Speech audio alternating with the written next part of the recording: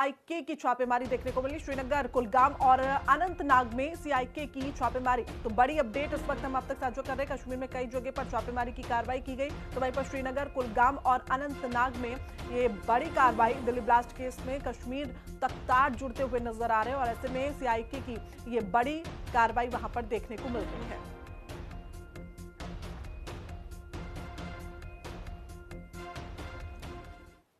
तो वहीं दिल्ली ब्लास्ट में जांच का दायरा है उसे बढ़ा दिया गया है। एनआईए की टीम जल्द अब अयोध्या का रुख भी कर सकती है। तो बड़ी जानकारी इस वक्त हम आप तक साझा कर रहे हैं, जहां डॉक्टर परवेज की जांच में एनआईए को जानकारी मिली है और ऐसे में 2010 में अयोध्या के एक अस्पताल में इंटर्नशिप परवेज के द्वारा की गई थी। तो ऐसे में अब जो तार है कहीं ना कहीं आतंकी हमले के वो अयोध्या से जुड़ते हुए नजर आ रहे हैं। तो ये बड़ी जानकारी हम आप तक फिलहाल साझा कर रहे हैं, जहां देखिए डॉक्टर परवेज की गिरफ्तारी हो चुकी है और अब ऐसे में लगातार पूछताछ का दौर जारी है। अब जल्द सूत्रों के हवाले से खबर आ रही है कि जल्द अब एनआईए की जो टीम है वो अयोध्या का रुख कर सकती है। तो जो भी खुलासे हुए उसमें ये भी कहा जा रहा है ये डॉक्टर मॉड्यूल का जो ये आतंकी संगठन था, ऐसे में जो मेन टारगेट था वो धार्मिक स्थल थे और इसी को लेकर एक बड़ी जानकारी।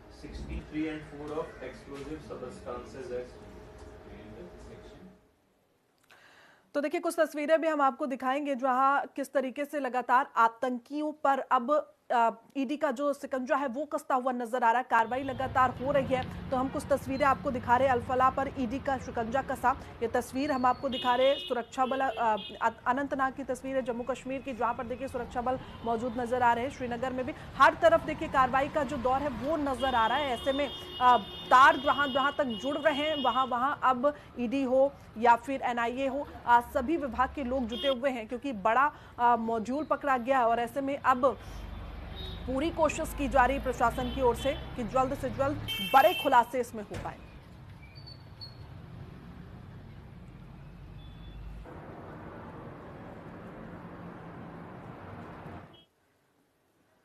तो वहीं जैश ए मोहम्मद के यूपी लिंक की नए सिरे से जांच हो रही है। एनआईए ने यूपी लिंक की नए सिरे से जांच शुरू कर दी है। तो बड़ी जानकारी, जहां शाहीन और परवेज के ठिकानों से जब्त दस्तावेजों पर अब एनआईए मंथन करता हुआ नजर आ रहा है। तो एटीएस 50 से ज्यादा करीबियों से पूछताछ कर रही है। सभी का कश्मीर लिंक और मॉड्यूल से संपर्क की तलाश की जा रही। कहीं ना कहीं सभी का जो संपर्क है वो जम्मू कश्मीर से है। ऐसे में कभी ना कभी जितने डॉक्टर्स गिरफ्तार हुए उनका वो कश्मीर गए और ऐसे में अब ये बड़ी कार्रवाई होती हुई नजर आ रही। तो बड़ी जानकारी इस वक्त हम आप तक साझा कर रहे हैं।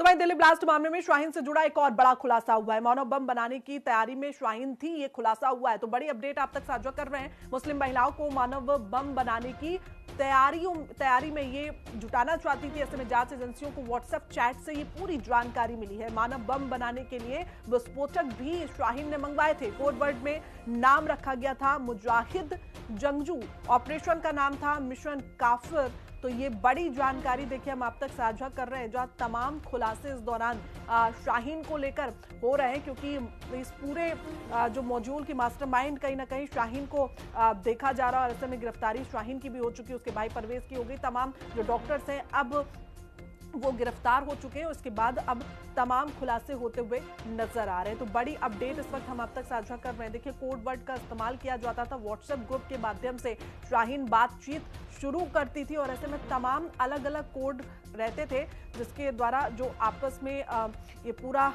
लोग जुड़े हुए थे और ऐसे में वो बात करते हुए नजर आते थे। तो बड़ी अपडेट फिलहाल हम आप तक साझा कर रहे हैं व्हाट्सएप चैट से।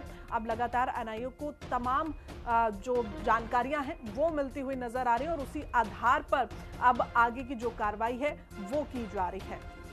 तो मिशन काफिर के नाम से ये पूरा मॉड्यूल चलाया जाता। ठीक है, हमारे सहयोगी हमारे साथ जुड़े हुए हैं। शालू चौहान दिल्ली से, मनोज सूर्यवंशी फरीदाबाद से और लालचंद लखनऊ से, आकाश कुमार अयोध्या से। सबसे पहले रुख शालू का कर लेते हैं। शालू, क्योंकि दिल्ली में ब्लास्ट हुआ उसके बाद अब नए नए खुलासे होते हुए नजर आ रहे हैं, अभी किस तरीके की जानकारी आपके पास? देखिए बिल्कुल, जहां ब्लास्ट हुआ, जब एनआईए को ये जांच सौंप दी गई थी, एक तरफ जो है तमाम एजेंसियां इसकी जांच कर रही थी, लेकिन अब ऐसे में आज की बात करें तो इसमें ईडी की एंट्री हो चुकी है। ईडी ने कई ऐसे ठिकाने हैं जहां पर तकरीबन 30 ठिकानों पर छापेमारी की। आपको बता दें कि जब ये अल्फला यूनिवर्सिटी है ये शक के घेरे में आई थी, जब ब्लास्ट हुआ था यहाँ से, जब कनेक्शन निकले थे तो वहां पर एक के बाद एक जो है नए कनेक्शन जो जुड़ते हुए नजर आए थे। उसके बाद ये साफ हो गया था जो अल्फला यूनिवर्सिटी है वही पूरे शेड्यूल का एक हिस्सा रही है। यहाँ पर ही आतंकियों का पूरा अड्डा जो है वो यहाँ पर बना हुआ था। जिसके बाद एनआईए की जांच के साथ साथ जो मनी लॉन्ड्रिंग का केस है वो ईडी ने यहाँ पर दर्ज किया था। लेकिन अब बात करें तो आज सुबह तकरीबन 5 बजे के करीब ईडी ने 30 ऐसे ठिकाने हैं जहां पर छापेमारी की है। वो बात करें तो अल्फला यूनिवर्सिटी का जो मुख्यालय है ओखला दिल्ली में, इसको पूरी तरीके से यहाँ पर सुबह 5 बजे से ईडी की कार्रवाई जो है वो चल रही है।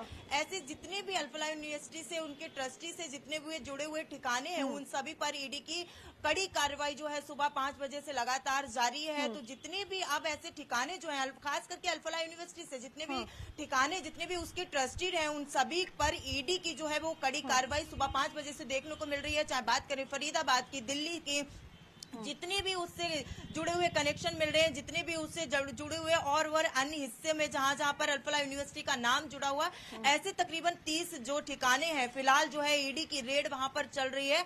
और लगातार जो इस ब्लास्ट से जितने भी कनेक्शन निकल रहे हैं उनपे तमाम एजेंसियां इस तरीके की जो है जांच कर रही थी। लेकिन अब ऐसे में जो ईडी है, ईडी की एंट्री जो है वो सुबह से देखी जा रही है तकरीबन, क्योंकि पहले भी ये कह दिया गया था कि ईडी ने मनी लॉन्ड्रिंग का जो केस है वो अल्फला यूनिवर्सिटी में जब जांच की जा रही थी एनआईए के जरिए से, तब वहां पर केस दर्ज किया था। लेकिन आज सुबह मंगलवार सुबह 5 बजे से ईडी लगातार जितने भी अल्फला यूनिवर्सिटी से ठिकाने जो है, उनके जो ट्रस्टी हैं, जितने भी जगहें ऐसी हैं, खास करके बात करें तो दिल्ली ओखला मुख्यालय जो है उसको पूरी तरीके से ईडी की गिरफ्त में ले लिया गया है। और सुबह 5 बजे से ही ईडी जो है अपनी पूरी तरीके से जिस ठिकानों पर जा रही है और वहां पर अचानक से जो रेड है वो किए जा रहे हैं। और तमाम ऐसे और कनेक्शन जो है वो अब तमाम कनेक्शन चालू निकलकर सामने आ रहे हैं। एक बार लालचंद का रुख कर लेते हैं।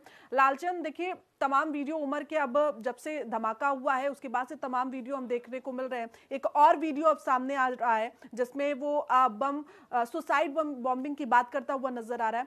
अगर इस वीडियो की अगर हम बात करते, किस लिए ये वीडियो बनाया जाता था, पहले क्या कभी किसी को पता नहीं चला किस तरीके के वीडियो बनाए जा रहे हैं, वायरल किए जा रहे हैं, लोगों तक पहुंचाए जा रहे हैं? देखिए, कहीं ना कहीं देश में एक बड़ी साजिश चल रही थी और जो डॉक्टर मॉड्यूल है वो बड़ा कनेक्शन निकलकर सामने आया है।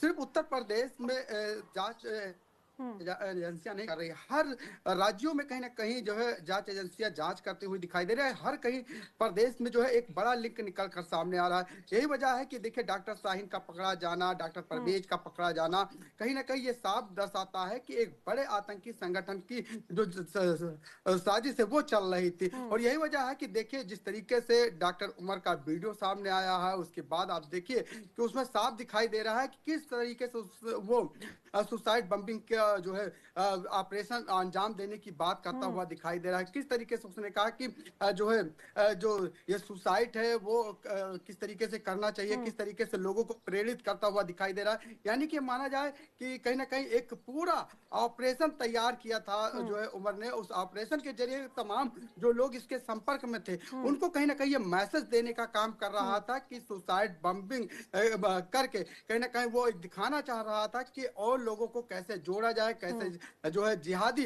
जो तरीका है वो कैसे अपनाया जाए। इस तरीके से कहीं ना कहीं वो वीडियो, फिलहाल ये वीडियो कब का है, कैसे कहां से आया है ये अभी तक पता नहीं चल पाया है। लेकिन हाँ, ये जरूर कहा जा सकता है कि जिस तरीके से एक साजिश रची जा रही थी, तमाम सबूत मिले हैं सुरक्षा एजेंसियों को, नए सिरे से भी अब एनआईए जांच करती हुई यूपी में दिखाई दे रही है। क्योंकि जो परवेज के यहाँ से दस्तावेज मिले हैं, जो मोबाइल फोन मिले हैं, उनकी भी डिटेल खंगाली जा रही है। इसके साथ डॉक्टर शाहीन के घर से जो दस्तावेज मिले, जो जानकारी निकल के उस आधार पर नए सिरे से एनआईए जांच करती हुई दिखाई दे रही है। और यह माना जा रहा है कि जिस तरीके से 50 ऐसे डॉक्टरों से सुरक्षा एजेंसियों ने पूछताछ की है, उसमें भी कई चीजें खुलकर सामने आई है। और ये भी निकल के आया है कि जिस तरीके से 2010 में जो है डॉक्टर परवेज जो शाहीन का भाई है वो अयोध्या गया था, वहां पर उसने इंटर्नशिप करने के लिए। ठीक है लालचंद, अयोध्या से हमारे साथ आकाश जुड़े हुए हैं, उनका भी रुख कर लेते हैं। आकाश, अयोध्या में अब एनआईए टीम जल्द पहुंच सकती सकती है, ऐसी खबरें आ रही है निकलकर, क्योंकि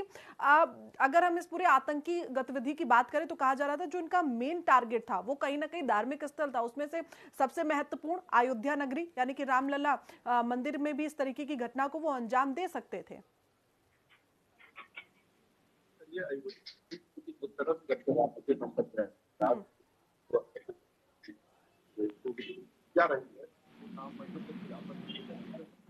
ठीक है, आकाश की आवाज नहीं आ रही है, वापस आकाश आपके पास पहुंचूंगी, एक बार लालचंद का रुख कर लूं। लालचंद, देखिए जिस तरीके से अब गिरफ्तारियां हो रही हैं, मेन टारगेट की अगर हम बात करें तो कहीं ना कहीं धार्मिक स्थल थे, यानी कि एक धर्म को नुकसान पहुंचाने की कोशिश। पूरे उत्तर प्रदेश की हम बात करें तो जो धार्मिक स्थल को सरकार ने बढ़ावा दिया, जहां पर आज सबसे ज्यादा टूरिस्ट देखने को मिल रहे हैं, तो वहां पर एक बड़ी साजिश रची जा रही थी धमाके की। क्योंकि जिस तरीके से एक्सप्लोरर मिलना, इसके बाद आप देखिए कि एक तमाम लिंक मिलना उत्तर प्रदेश के अंदर, तमाम डॉक्टरों का सामने आना, जिस तरीके से सुरक्षा एजेंसियां लगातार जो है शाहीन के संपर्क में जो डॉक्टर थे उनसे जो है जांच करती हुई दिखाई दे रही है। कई लोगों को उठाया भी है, अब तक 50 लोगों से पूछताछ भी की जा चुकी है। यह माना जा रहा है कि जिस तरीके से डॉक्टर शाहीन पाकिस्तान भी जाती थी, थाईलैंड भी गई थी, और उसके पास जो पासपोर्ट बरामद हुए थे, 3-3 अलग अलग पते पे पासपोर्ट बरामद होना, यह माना जा रहा है कि लालचंद, सवाल तो ये भी ना कि 3-3 पासपोर्ट बन कैसे गए। फिलहाल हम फरीदाबाद से मनोज का रुख कर लेते हैं। मनोज, सारे कनेक्शन फरीदाबाद से, क्योंकि शुरुआत फरीदाबाद से हुई है। देखो, लगातार बता दें कि लगातार फरीदाबाद की अर्फलाई जो यूनिवर्सिटी है वो सवालों के घेरे में घिरती हुई नजर आ रही है, और लगातार एक के बाद एक गिरफ्तारी है वो फरीदाबाद से हुई थी। क्योंकि जब से डॉक्टर शाहीना को गिरफ्तार किया, जिसके बाद दिल्ली में ये ब्लास्ट हुआ, और उसके बाद कहीं ना कहीं जो सरकारी जो एजेंसियां हैं वो गहनता से जांच कर रही थी, जिसके बाद डॉक्टर शाहीना के फोन से काफी जो नंबर हैं वो बरामद हुए, जिसके बाद जो क्राइम ब्रांच की टीमें हैं वो लगातार जांच कर रही हैं। और ऐसे में बता दें कि आज की अगर बात कर ली जाए तो आज ईडी की जो कार्रवाई है वो अर्फला यूनिवर्सिटी पर चल रही है। और अब इस समय तस्वीरें भी दिखा दें कि हमारी जो मौजूदगी है वो अर्फला यूनिवर्सिटी के बाहर है, और तमाम जो मीडिया कर्मी हैं वो अंदर नहीं जाने दिया जा रहा। तभी मीडिया कर्मी को गेटों पर रोक दिया गया है। और ऐसे में बता दें कि लगातार ईडी की जो कार्रवाई है वो जारी है। ऐसे में जो हॉस्पिटल जो यूनिवर्सिटी के जो मैन हेड हैं उनको भी उसने तो दर्ज किए हैं, और ऐसे में उनको 2 नोटिस भी भेजे गए कि जवाब से मांगा गया है कि आखिर इतनी बड़ी जो साजिश थी वो अर्फला यूनिवर्सिटी के अंदर रची गई। क्योंकि लगातार जिस तरह से यहाँ पर जिस तरह से बारूद पकड़ा गया, कहीं ना कहीं वो चौंका देने वाला था, जिसको लेकर कहीं ना कहीं ऐसे जो जम्मू पुलिस और हरियाणा पुलिस ने संयुक्त कार्रवाई करते हुए। ठीक है मनोज, वापस आपके पास लौट रही हूँ। आकाश को रुक कर लेती हूँ। आकाश, आवाज आपकी नहीं आ रही थी, लेकिन अब सवाल आपसे फिर दोहरा लेती हूँ। अयोध्या में अब एनआईए की टीम पहुंचने वाली है, क्योंकि सीधे तार कहीं ना कहीं अयोध्या से जुड़ते हुए नजर आ रहे हैं। परवेज से जितनी पूछताछ की जा रही है ये निकलकर सामने आ रहा है जांच में कि अयोध्या भी उनका दूसरा, या ये कह सकते हैं कि पहला टारगेट था। देखिए, बिल्कुल आपको बता दूं कि जब से राम मंदिर बनकर तैयार हुआ तो आतंकी के निशानों पर राम मंदिर है, और लगातार ये बात छिपती रही है कि राम मंदिर जब बनकर तैयार हुआ था और इसका इनॉग्रेशन हुआ था तभी से लगातार आतंकियों के निशाने पर था, और कई बार यहाँ पे मैसेजिंग के जरिए धमकियां भी मिली थी। हालांकि अब दिल्ली ब्लास्ट के बाद लगातार कुछ टारगेट बड़ी षड्यंत्र की और सोशल मीडिया से जो मानव बम तैयार किए जा रहे थे उसको लेकर तैयारियां चल रही थी। उसको लेकर अयोध्या में भी है, अयोध्या में भी सुरक्षा घेरा बढ़ा दिया गया था कि 25 नवंबर को यहाँ होने वाले ध्वजारोहण कार्यक्रम में कई विज्ञप्ति अयोध्या में होंगे। इसको लेकर भी पूरी तरह से जांच की जा रही है। ये भी माना जा रहा है कि एनआईए अब अयोध्या की तरफ रुख कर सकती है, क्योंकि जिस तरह से बिल्कुल अब